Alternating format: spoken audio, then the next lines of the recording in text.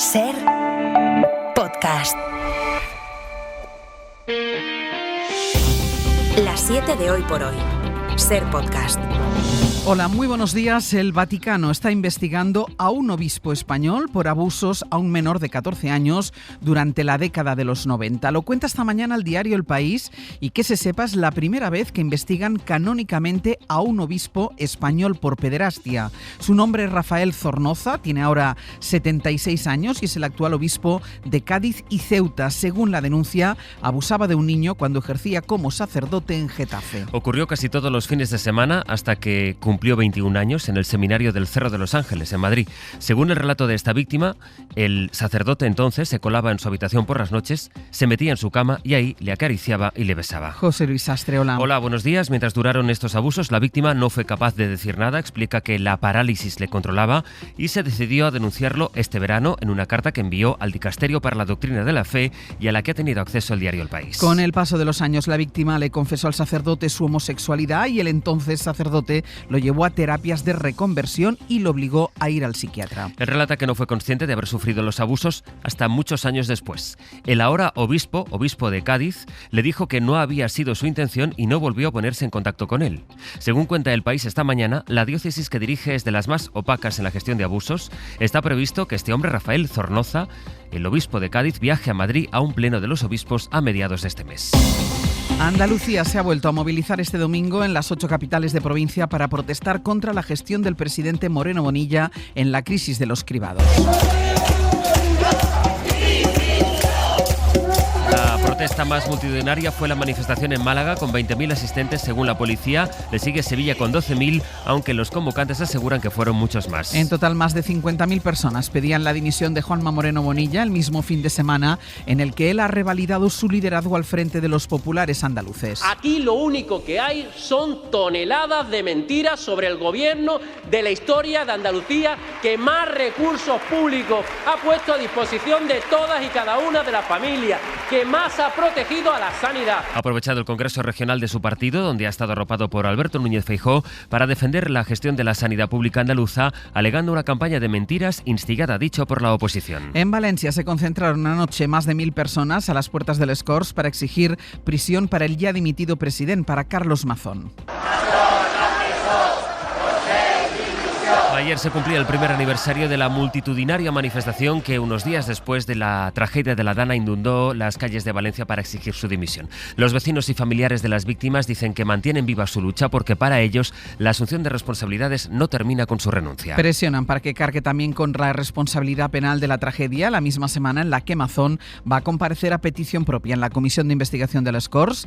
Acude a la Cámara, donde tiene mayoría con Vox, para dar explicaciones mientras negocian con la ultraderecha su sucesión. Radio Valencia, Natalens, buen día. Buen día. Carlos Mazón comparecerá mañana por la tarde en les Corts Valencianes. Una nueva oportunidad para que aclare dónde estuvo en la tarde del 29 de octubre entre dejar a la periodista con la que comió en el Ventorro hasta que llegó al Cecopi a las 8:28 de la tarde. Es la primera cita pública del presidente en funciones en una semana en la que se podría anunciar que el secretario general del PP y portavoz en les Corts, Juanfran Pérez Llorca, es el candidato a la presidencia del Consell. Las negociaciones PP y Vox continúan. Ayer Alberto Núñez Feijóo en Sevilla se mostraba optimista. ¿Cómo van las negociaciones? Como ha hecho el PP de Andalucía, saldrá todo bien. Muchas gracias. ¿Saldrá todo bien? Sin embargo, Vox insiste en que se han de endurecer las acciones contra el Pacto Verde Europeo y la migración. De lo contrario, está preparado para las elecciones. Es lunes, es 10 de noviembre. Hoy por hoy noticias. Ser podcast. Pues desde Andalucía se ha referido este fin de semana Feijóo a la situación en Valencia. Su partido negocia contrarreloj allí con Vox para acordar un sucesor para Mazón, al tiempo que el líder del PP pone a Andalucía de ejemplo para reivindicar el modelo a seguir en el resto de comunidades, que es un modelo sin Vox. Isabel Fernández Pedrote, buenos días. Hola Ángeles, buenos días. Nada de carambolas. Solo hay un camino para que gobierne el PP, y el camino para que gobierne el PP es votar al PP. No hay otro. No nos despistemos, no lo hay. A Feijóo le quedan 9 días para pactar con Vox el relevo de Mazón y él, mientras, encamina las próximas campañas electorales apelando al voto útil para intentar así librarse de una ultraderecha que le pisa los talones. Con Feijóo no solamente se abrieron por primera vez a gobiernos de coalición, instituciones tan importantes que gestionan la sanidad, la dependencia o las políticas sociales, como es gobiernos de coalición con la ultraderecha, sino que ahora estamos viendo en Valencia que va a dejar en manos de Abascal nada más y nada menos que la elección de la presidencia. Vox le exige al Partido Popular más decisiones, que sigan la estela de su política anti-inmigración, y hoy Feijóo reúne en Melilla a los suyos para hablar precisamente del plan de los populares para la inmigración. Ayer en una entrevista en El País, Pedro Sánchez volvió a defender la inocencia del fiscal general del Estado, que esta semana enfrenta la segunda y última semana de juicio, y aseguró también que sí ha cumplido los acuerdos con Junts. Puigdemont le ha respondido en redes sociales que no, y habla de medios subvencionados por el Partido Socialista que, según el expresidente catalán, han emprendido una campaña propagandística en su contra. Dice que ellos cumplen y que es Sánchez el que tiene todas las palancas del poder exclusivamente en sus manos.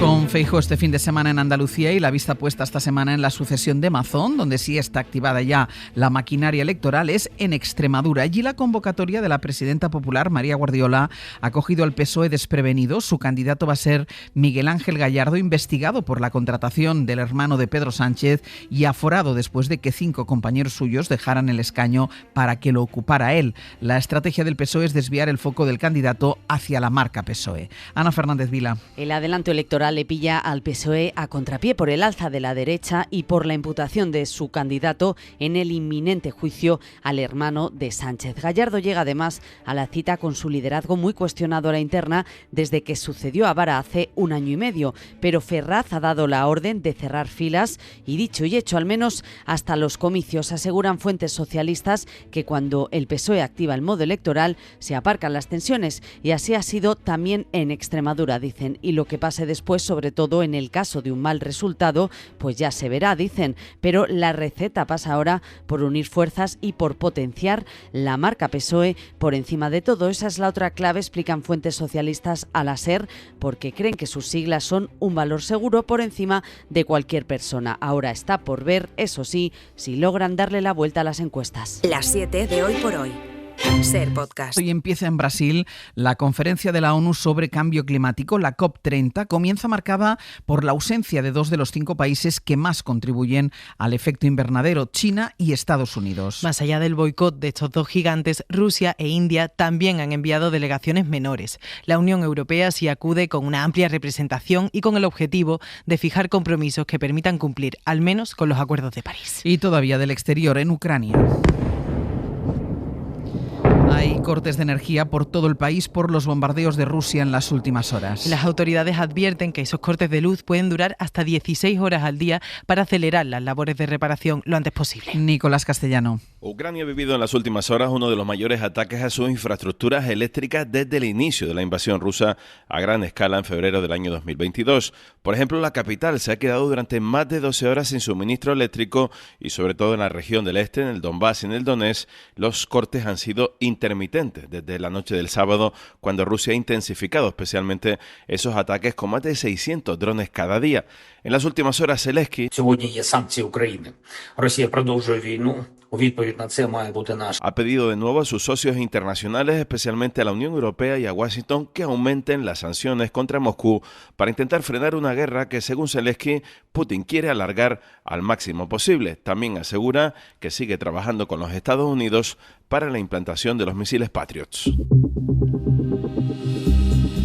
En las grandes ciudades hay el doble de problemas de salud mental que en zonas rurales o en ciudades pequeñas. Madrid y Barcelona tienen los niveles más altos de malestar emocional y de soledad en España. Casi el 30% de la población dice que apenas tiene relaciones familiares o vecinales. Mariola Lourido. No hay diferencias relevantes en el estado de salud física entre los que viven en las grandes ciudades y los que viven en los pueblos. Sí existe brecha importante en el bienestar emocional y social. Los diagnósticos de trastornos mentales alcanzan el 13% en las grandes urbes, más del doble que en el rural. El ritmo de vida, de estrés, de no poder acceder a una vivienda digna o tener que compartir piso, no poder conciliar en la gran ciudad, hace que la gente tenga más problemas, más probabilidad de tener más problemas de salud mental frente a otros territorios. Diego Isabel Lamoneda es el director de la Fundación Nesi, que ha colaborado con Cáritas en el informe FOESA dentro del apartado de la vivienda. En Madrid o Barcelona, el 16% de la población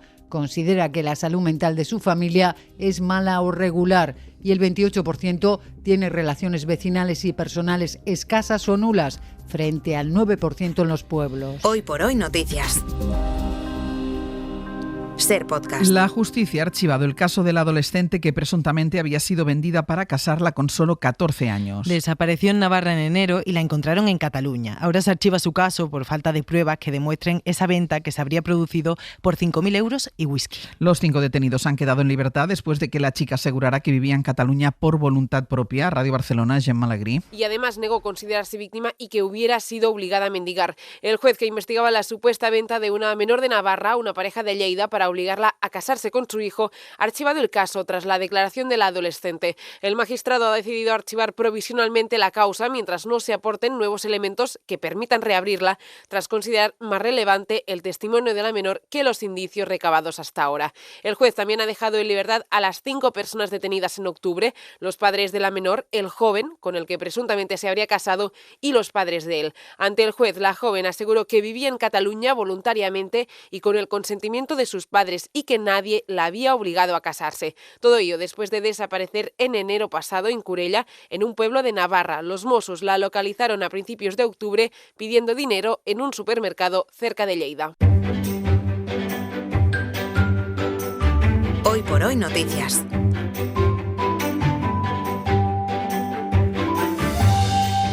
Ser Podcast. Hoy noticias de Castilla y León con Mario Alejandre. Buenos días. Hola, buenos días. Y de Murcia con Juanjo Asensio. Buenos días, Juanjo. ¿Qué tal? Buenos días. Vamos, Mario, con ese ciervo que se coló en un aparcamiento del centro de Zamora y que será liberado en una zona natural. He visto hoy la imagen y es un pedazo de ciervo. Es bastante grande. No es un bebé ciervo, ¿eh? No es un cachorro, no. Ha sido una de las imágenes del fin de semana, en Zamora y en medio de España. Desde sus coches, como algunos zamoranos grababan con su teléfono la inusual estampa, ese ciervo trotando por las calles de Zamora. El recorrido acabó, por otra parte, como el de muchos otros turistas, en un aparcamiento del centro. Tras varias horas de trabajo, el dispositivo que formaba la Policía Municipal, los bomberos, veterinarios y operarios municipales, también trabajadores del aparcamiento, lograron sacar al animal del lugar. Para ello fue necesario usar dardos tranquilizantes. También tuvo que ser curado de algunas heridas cortes, sobre todo, que se hizo durante su huida por el casco urbano. Fue evacuado, trasladado después a una zona natural para su liberación sin que corriera mayor peligro. Todo esto tras unas horas en las que el cérvido recorrió lugares como, por ejemplo, el Bosque Valorio, que es una gran área natural que está al norte de la ciudad, y diferentes calles. Por cierto, que desde el Ayuntamiento de Zamora han aclarado que no habrá cobro del parking a todos los que no pudieron sacar sus vehículos por la presencia de este inusual visitante. Claro, es que estaba pensando yo eso, tienes que salir del parking y ir a buscar el coche, no vas ni ni de broma. Y te encuentras un ciervo. Más de animales, en este caso un buitre, porque la Guardia Civil tuvo que cortar la autovía A30 para rescatar a un ejemplar de buitre que estaba herido y que llevaba 3 días posado en lo alto de una señal de tráfico. Sí, era un joven ejemplar de buitre leonado, estaba en uno de los pórticos de esta autovía, su paso por Alcantarilla, y es que algunos conductores que pasan por allí habitualmente se percataron de que algo iba mal con el animal, porque lo llevaban viendo 3 días seguidos en el mismo lugar y sin moverse. El rescate corrió a cargo de miembros del Seprona y del sector de tráfico de la Guardia Civil, en colaboración con agentes medioambientales. El ave carroñera estaba débil en el momento del rescate. La Guardia Civil tuvo que realizar un corte de tráfico en la A30 en pos de la seguridad vial y del propio animal, y es que fue necesario bajarlo gracias a un camión de estos con cesta elevadora.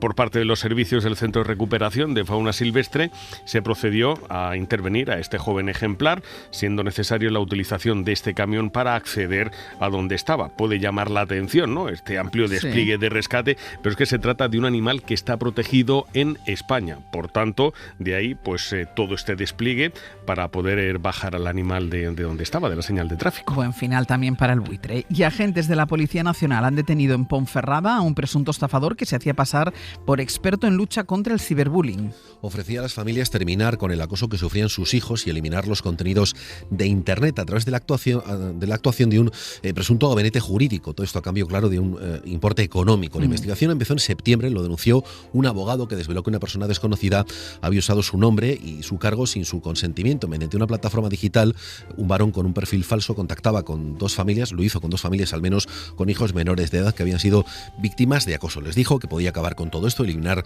las fotos, los vídeos de Internet mediante la actuación de un gabinete jurídico. Tras una primera toma de contacto, les solía pedir a las familias en torno a 400 euros, decía que esto era para tener una provisión de fondos. Después iba pidiendo más cantidades de dinero. dinero. Llegó a conseguir 5.000 euros en apenas 8 días. A este individuo le constan 22 órdenes judiciales de detención por diferentes juzgados en todo el territorio nacional. Juanjo, Mario, gracias. Un abrazo, hasta luego. Y vamos ya con nuestra recomendación cultural para empezar el día y la semana. Hoy Raquel García nos propone ir al Museo Thyssen a ver su última exposición temporal.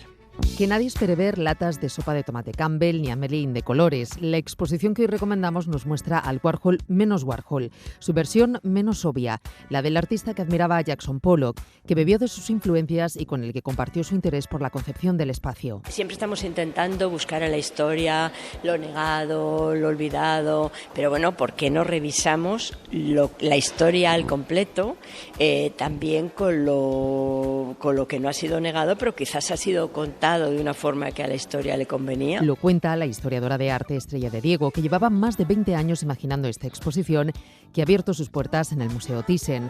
Reúne más de un centenar de obras, muchas no se habían visto nunca antes en España, y nos muestran esa mirada de Warhol a la obra del último pintor romántico y que demuestran que, lejos de ser víctima de la fama con la que tanto le gustó jugar, fue un artista intelectual y de vanguardia. Que Warhol está buscando algo en Pollock y sobre todo le fascina Pollock, pero no por eso que se dice siempre, porque se ha muerto en un accidente y tal, sino porque Pollock plantea un problema espacial, Pollock y los expresionistas abstractos, que yo creo que a Warhol le interesa, porque después de Pollock la figuración no va a poder nunca más ser como era. Figura y abstracción se entremezclan en esta exposición que nos cuenta otra historia de estas dos figuras clave del arte del siglo XX, aunque quizá no sea la más fácil. Para no perderte ningún episodio, síguenos en la aplicación o la web de la SER, Podium Podcast o tu plataforma de audio favorita.